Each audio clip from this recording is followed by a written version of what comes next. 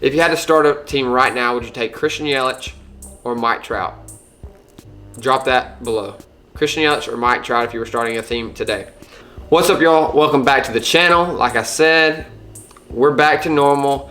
Gonna be posting videos every week, and some twice a week and 3 times a week. Get that bug out of my face.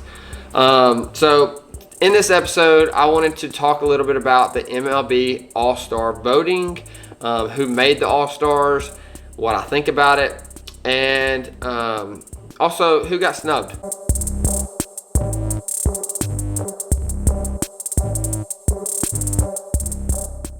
So let's go ahead and jump into what I think about the voting for All Stars.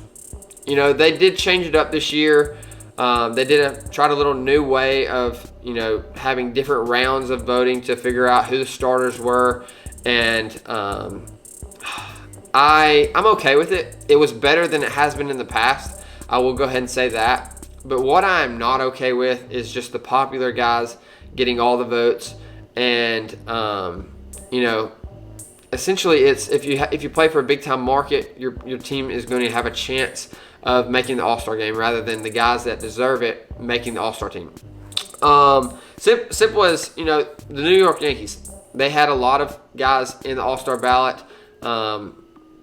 They did deserve it this year. They've been one of the hottest teams in the league, just like the Dodgers, just like the Braves, just like, I guess that's kind of it. So Dodgers and Braves, they had a lot of guys on the All-Star ballot as well. I think they were all well-deserving. I'll go ahead and say that. But my opinion, I think that whether it be the GMs, the owners, the players deciding who gets in the first initial ballot, I think that's how it should start off. And then the fans, they should take control after that and truly wear out the votes. If you want to vote for whoever, Tommy La Stella from the Angels, and get him into the starting lineup, that's fine. If he's deserving, which, he had a pretty good year this year so far, that's the way it should go, in my opinion. So, but going forward, it probably won't change for a while. It seems like they kind of liked how it was ran this year, and I'm fine with it. But it's just too many guys that get snubbed. And I know that, you get snubbed in every sport. Basketball, there's always Mike Conley that doesn't make the All-Star game. This year, in my opinion, one of the biggest snubs would have to be Gleyber Torres. And yes, he's from the Yankees, but the dude's batting just under 300, and I think he's got close to 20 bombs, if not 20 bombs. He's been one of the best second basemen, shortstops, third base. He's played everything this year for the Yankees. It's tough. It's tough for guys, and I know that you can only have so many players in the lineup. And so I'll go through a little bit of who actually made the team and who I agree with, who I am like, how are they in there? And I also understand that, each team needs one representative, so I'm fine with that as well. So starting off for the AL, George Blanco, which he has been a stud, and I'm fine with that. So I get it. He's your shortstop for the AL. Something else, I'm talking about my Yankees. I had to take up for Gleyber Torres, how he should have been in the All-Star game. Something that I will say, the guys that are injured and don't get enough at bats and don't get enough games, I don't think that they should be on the ballot. Someone like Aaron Judge. He has been hurt the whole first half, and he still made it to like the second round of the ballots. And yes, I voted for him. I'm a Yankees fan. Why would I not? But I think that he would understand if he wasn't on the ballot, if he wasn't able to make the All-Star game. I mean, I don't think that is there's another fly in here. I think that he would get it if he wasn't on the All-Star ballot, if he wasn't able to make the All-Star game. He's not that worried about it. He's worried about winning in the regular season. So that's something, pulling for Gleyber Torres, he should have been in the All-Star game. And someone may get hurt, and he may be an injury reserve and get voted on or whatever. So he could still get in the lineup. But Aaron Judge, someone that's been hurt, I think it could be ran a lot differently. George Blanco, let me keep going. George Blanco is your shortstop. DJ LeMahieu, such a steal for the Yankees this offseason. Hottest hitter in baseball right now. The dude is absolutely amazing. He can rake. I think he was literally like, actually this past week, he was a hitter of the week in the AL, and he was batting like 600. The dude's an animal. Thank you so much to the Rockies for giving him to us. Carlos Santana, no complaints there. He's playing great this year. Gary Sanchez, that's your catcher. Hunter Pence, good for you. Signing a AAA contract to play with Arlington. And then ended up making it to the big leagues, to the show again. Playing lights out. You know, great for him. He's actually from Arlington. That's a fun fact. If you did not know, he played at UT Arlington. So I'm happy to see that for him. I voted for him for sure. I like pulling for an underdog like that. I'd rather him get it than JD Martinez. So I definitely pulled for him. Mike Trout, Michael Brantley, George Springer, and Alex Bregman. So obviously you see a trend right there at the end with Brantley, George Springer, and Alex Bregman, all Astros. I'm fine with all those. Michael Brantley, I think he's one of the toughest outs in baseball. George Springer, he's another guy that's been hurt a lot, but he's actually played a lot more games than Aaron Judge, so I have no complaints with that. The dude's been an animal as well. And then Alex Bregman, he's a beast. Mike Trout, best player ever.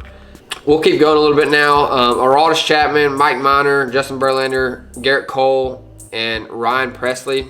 No complaints with any of those guys. They have all been lights out all year long. Some of the other pitchers, John Means, he's the Oriole representative, which, in my opinion, I get it. You have to bring someone from every team. I think Mancini should have been the representative from the Orioles. John Means is not that good. Shane Green, Stroman, Odorizzi, ERA has been phenomenal this year. Charlie Morton, Brad Hand, Lucas Giolito, who has been one of the best starters in the league this year. He was a top prospect coming up for the Nationals, and the Nationals traded him. That doesn't look so good right now for the Nationals. The Nationals are struggling. I'll be the first one to say that I was completely wrong about the NL East. I thought that was going to be a really good division. I thought the Braves would come in third behind the Nationals and the Phillies. I did not know that the Mets would be a dumpster fire. I did not know the Nationals and the Phillies would be not so hot as well. The Braves are really surprising me, and I'm very happy for the Braves. A lot of Braves fans here where I live, and they think that I hate them. I don't. I pull for the Braves as well. I just like the Yankees a lot more. So, it's a little fun fact for you. So, going forward, let me continue by saying the reserves for the American League. Mookie Betts, JD Martinez, James McCann, Whit Merrifield, Matt Chapman, Bolgerback. I'm not pronouncing that right, but he's from the Mariners. I know exactly who he is. He's the big, macho, fat first baseman, DH as well. Drops bombs, pretty good. I mean, if you got to have a Mariner, I guess he's the Mariner I would pick. Austin Meadows, Joey Gallo's having one of his best seasons this year. Tommy La Stella, Jose Abreu, and Francisco Lindor. Francisco Lindor is another guy that was hurt the majority of the first half of the season, or the first half of the season. But he's one of the best players when he's healthy. Dude can crush, hit for power, hit for average. No complaints with any of those guys really at all. And now let's look at the NL. So like I mentioned earlier, there was a lot of Braves that were in the final ballot. Nolan Arenado, it's your third baseman. Javi Baez, Ketel Marte. I know a lot of people were kind of upset with Ketel Marte being the shortstop for the NL. The dude has been really good this year, and I think he is well deserving of starting in the All Star game this year.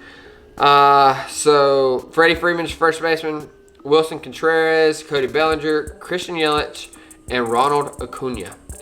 I will say this: Freddie Freeman, he's an animal. But I think personally that Pete Alonso should have got the nod. He's a rookie. I think he has close to 30 bombs. RBIs are there. And I know Freddie Freeman has all that as well, but it's impressive from a rookie to be doing that. But no complaints. So now let's look at the pitchers for the NL. Luis Castillo, who he was traded from the Marlins. I need to do a video on all the players that were traded from the Marlins and are now doing very well. Yelich, he's pretty good. I don't know if you've heard of him. And then also Giancarlo Stanton, he's an injury waiting to happen on the Yankees. Let me go ahead and mention that. But anyways, I'm going to do a video with that. All the players that the Marlins have traded. Ozuna, I'm not going to give the video away. But continue on. Christian Yelich is pretty good, by the way. I know I've already said that, but wow, he is so good. If you had to start a team right now, would you take Christian Yelich or Mike Trout? Drop that below. Christian Yelich or Mike Trout if you were starting a team today. So your other pitchers are Sandy Alcantara. Not very good with that name. He's the Marlins representative. There's not much to pick from for the Marlins. Kirby Yates, Will Smith, Max Scherzer, Animal. Ryu from the Dodgers, who is tearing it up this year. Let me go ahead and add that in there. He has been lights out. Looking at a Cy Young right now, if he doesn't, slow down. Ryu's been amazing. Zach Greinke, Mike Soroka, pun intended. Walker Buehler, Clayton Kershaw, Jacob deGrom, and Josh Hader. So obviously you have the Dodgers pitching staff, and then throw in a couple others. The Dodgers pitching staff, starting pitchers are so dominant. Let me go ahead and say that. So dominant. Now your reserves for the NL. Pete Alonso, Real Muto, Josh Bell. I put in an argument for Alonso being your starter over Freddie Freeman. Another guy that could be, pushing for that and arguing for that starting first base job in the NL is Josh Bell. The dude is, hitting massive homers this year, and a lot of them. Let me go ahead and say that. First base was just very, very tough to pick one or the other. All three of the guys are well-deserving. It's just whoever has the best fan base, which Freddie Freeman has a great fan base. He's a very likable guy. So, and then your other reserves, Anthony Rendon, Paul DeJong, Jeff McNeil, been very good this year, very underrated, average guy, gets a hit every time you need him to for the Mets.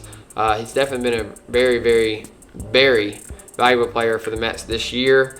Yasmani Grandal, who's dropping bombs this year for the Brewers. He could not do that with the Dodgers for some reason. Trevor Story, David Dahl, who was my sleeper of the year, my breakout player of the year. David Dahl, you're very, very good, and I knew it, and I called it. So I hope people saw that in my video that I posted at the beginning of the year. Charlie Blackmon, Chris Bryant, and Mike Moustakas. So my biggest snub, I already mentioned it in the AL, was Gleyber Torres.